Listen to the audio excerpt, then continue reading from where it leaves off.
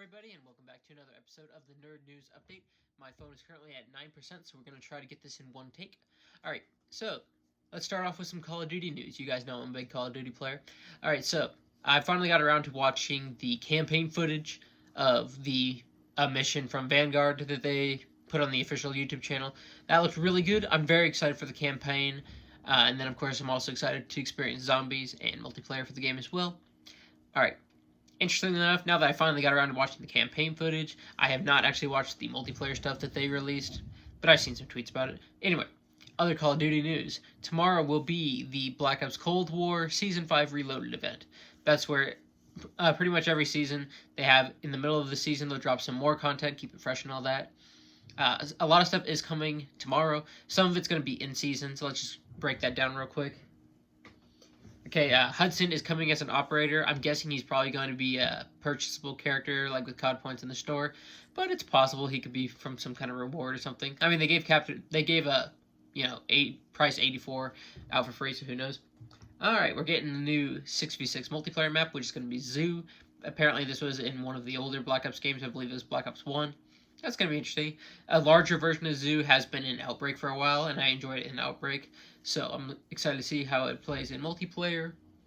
There's going to be some new Warzone modes called Clash and Iron Trials. They're also adding these new points of interest, which have actually already been there, but they're going to activate these broadcast towers.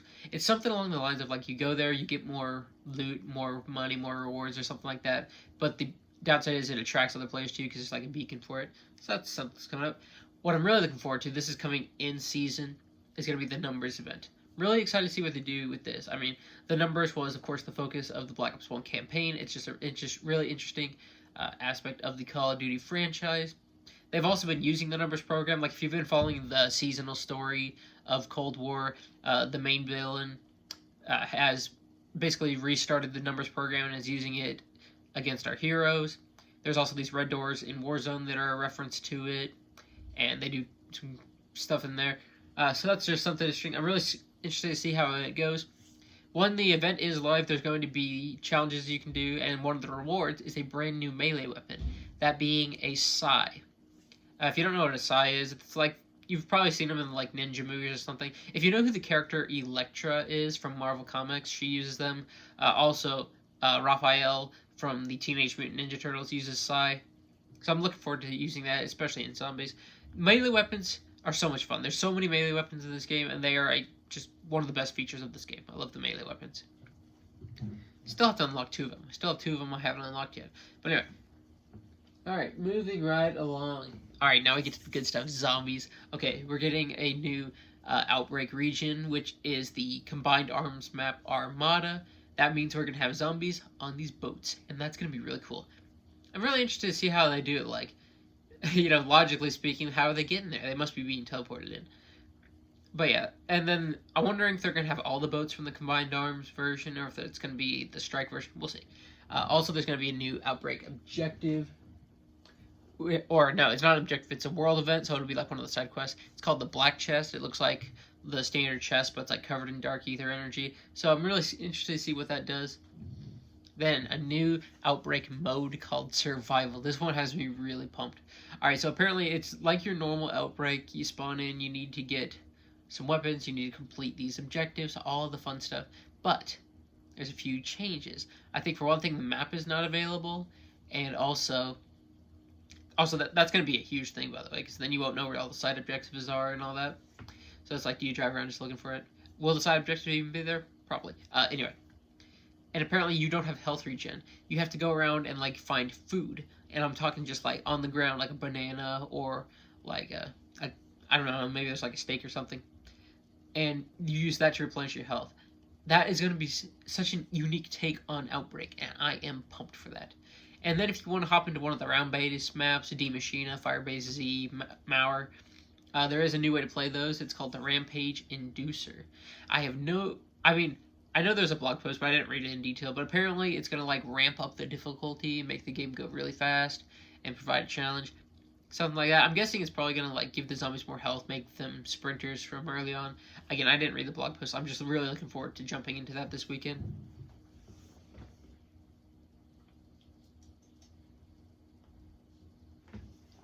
Yeah, they're adding a bunch of new stuff to the shop. Of course, I don't like spending the COD points, so probably not gonna check that out.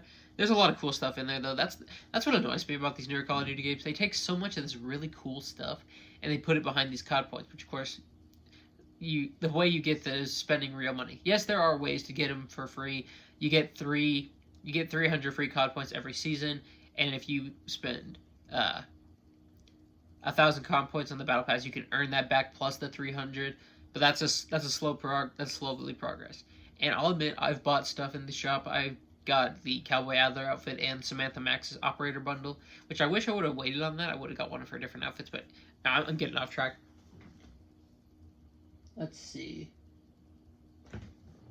Oh, and finally, they're adding some new content to the Prestige shop. So if you have some keys saved up, I think I have like 7 of them saved up right now.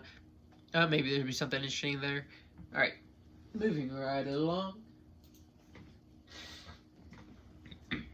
All right, I remember back when the Series X was first getting hyped up and all that, I was considering buying a themed version because I assumed they'd have like a Halo themed version then. Of course, we know that Halo Infinite did end up getting delayed, and because of like everything that was going on, production was pretty tight on the Series X. I think they're still pretty hard to get a hold of. But anyway, they are finally coming out with some themed versions of Series X's. I'm not going to get one because I already have one, and you know nobody needs 2 Xbox Series X's sitting on their shelf. But anyway. Some themed versions include one for Halo Infinite, and it looks really nice. And they're also got one for Far Cry 6. So that's going to be interesting. By the way, Far Cry 6 looks really good. I'm hyped to give that game a try sometime. Alright, moving along. They just added another Final Fantasy game to Game Pass. So, I mean, I've been wanting to try the Final Fantasy series for a while. I recently picked up a copy of Final Fantasy 15 Royal Edition. I'm planning to have that as my first venture into the Final Fantasy series. And then there's a bunch more on Game Pass, so I might give a few more of those a try. So yeah, gonna be trying out, one of the most famous RPG series. I've heard so much about these games, just haven't tried them yet. There is a PlayStation event coming up. I forgot if it's... Hold on.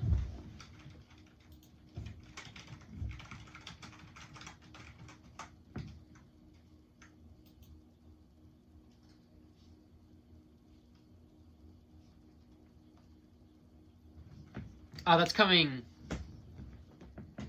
That's coming tomorrow, actually. Whew. So I might have to keep an eye out for that. So that's gonna be interesting. Speaking of PlayStation stuff, there was a big stink that came up about how Sony was handling the release of Horizon Forbidden West. That's the sequel to Horizon Zero Dawn, which I've not played that game yet. I got a copy of it free because Sony was doing their like a play at home initiative where they were like giving away free games. I think there is like a logic behind it of being like encouraging people to stay inside during the pandemic so they didn't go out and infect people, giving them games to play while they were at home. So I think that was part of the logic behind it. Out of that deal, I've gotten the Nathan Drake Uncharted collection, like the remasters, and complete edition of Horizon Zero Dawn for free. So I'm planning to play that game sometime soon. But anyway, the sequel, Horizon Forbidden West. I had a big stink about it because it's going to be released for the PlayStation 4 and the PlayStation 5, which is really nice because I don't have a PS5 and I don't want to go. That's a lot of money to drop on a system that is only going to have a couple exclusives. Anyway, so my point is I don't have a PS5, so I'll be able to play this one on PS4. I'm really looking forward to that. But anyway, so the stink was that if you got they were selling a bunch of different editions, and not all of them came with the PS5 version.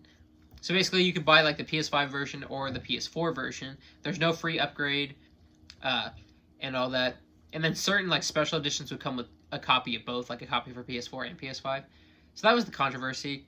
Of course, this is a big thing that's been going on. Like a lot of games give free upgrades, going from if you own it on the last gen, you get a free upgrade on the next gen. Xbox has a lot of those titles. They have a name for it in Xbox called what's it called? Smart Delivery. I don't know if PlayStation has a direct name for it, but they've had a lot of things that did get upgraded for free. I believe that Final Fantasy VII Remake got a free upgrade and all that. But this one didn't, and it caused a big, basically caused a bit of controversy. But anyway, so following all of this, Sony did change it. It now does have a free upgrade, which I think that's really good. It's a consumer-friendly thing. I like when companies are consumer friendly. Like I remember when they first announced that Cyberpunk 2077 would have a free upgrade, and I was just like, "Whoa, you can buy the Xbox One version and get it, the Xbox Series X version as a free upgrade. That's awesome." And of course, that was like the first big one that I heard was doing it. And then over time, we learned that yeah, they just keep so many games do that. In fact, a lot of them, like I said, they do smart delivery. Like Mortal Kombat 11 got a free upgrade, Maneater got a free upgrade, Star Wars Jedi Fallen Order. The list just goes on and on and on with stuff that got free upgrades. So it's nice to see that Horizon Forbidden West is also going to be included in there. So that's good. So that's some of that news. Ooh, all right. One of my favorite horror games is Alan Wake. It's such a great.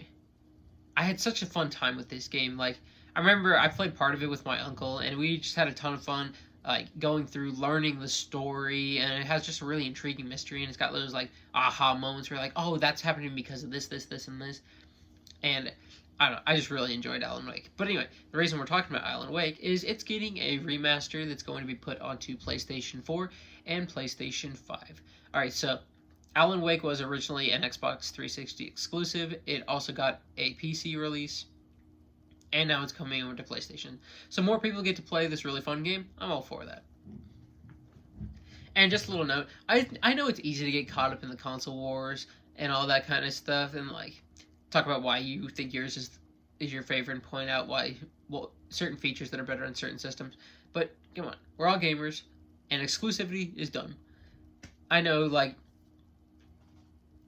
just I wish every game came out on everything. Like I wish I could play like Bloodborne or the Souls remake or Until Dawn on Xbox. I'd be totally fine if PlayStation people got to play like Halo, Gears of War, Forza, and all that. But anyway, that's how it goes. And until, PS5 prices drop way down, I'm probably not going to be able to try out some of their next-gen exclusives. But a lot of Sony stuff's been going to PC, so I've been liking that because I can play it on PC now. And of course, all of Microsoft's new stuff is going to PC. I think they started that trend a little while ago. Wow, I'm really going off on tangents this episode. All right, let's get back to focus. Matrix 4, they started using teasers for that, so that's going to be interesting to see how that turns out. I enjoyed a lot of aspects of the original Matrix trilogy, and I'm interested to see where they go going forward. Also, recently I watched the movie A Quiet Place Part 2. I have a full review of that up on this channel if you want to go ahead and check that out. Alright, and the last thing, sometimes I like to end these videos with just a little discussion type thing, like we had our MMORPG discussion, the arcade discussion, and like, it's going to be the same theme, where it's like something that's really cool, but it really hits your wallet. Okay, let's talk about Lego sets. When I was a kid, I loved Lego sets. I had like Aqua Raiders and the SpongeBob Legos, and some of like I think I had a couple superhero. Did I have any superhero Legos? I don't remember, but there are tons of the best sets are like the superhero ones. There's so many cool Spider-Man sets. There's Captain America ones. There's Avengers ones. There's Batman ones. There's Superman ones. Oh, there's so many cool Lego sets. And like, it's just so much cool stuff. And that's the detail and the fun of putting it together and making your own stuff out of the pieces you have. Legos are fun. The problem is these sets get ridiculously expensive, especially if you want like a full collection. Like if you wanted to have all the Avengers, all the different heroes, and all the different villains that come with it and all that kind of stuff, you gotta really, like, some of them are cheap, like $15 or something like that, but then some of the bigger sets are like, getting up there. So you gotta keep that in mind. But I don't know, I just think Legos are a lot of fun. I look forward to one day giving my Lego collection to my kids. If I have kids. I hope to have kids one day. Anyway, Legos, ton of fun. And of course, the Lego property has led to some incredible video games. Lego games are so much fun. Gotta give another shout out. Looking forward to the Skywalker Saga coming out. But yeah. So yeah, that's going to be today's Nerd News Update. Thank you for checking out the video. Feel free to like and subscribe if you feel like it, and have a wonderful day.